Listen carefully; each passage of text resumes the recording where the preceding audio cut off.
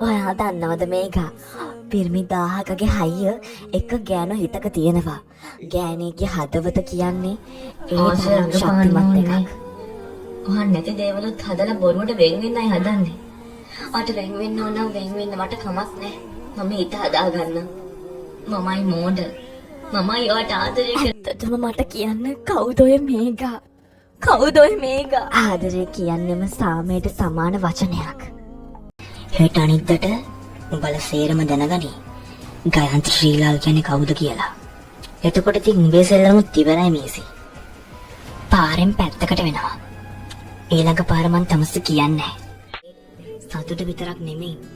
සතුට වැඩි කිරීමේ දුක. ආදරය කරනව නම් ඒ හැමදේම දරා ගන්න පුරුදු වෙන්න ඕනේ.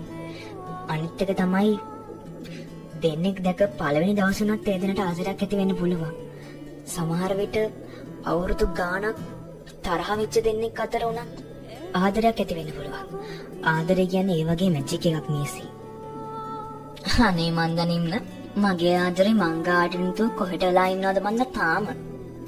බය වෙන්න එපා. ඒකත් ළඟදිම එයි ඉතින්. නිම්න එතකොට ඔයා ආයෙ ආදරය කරන්නේ නැද්ද?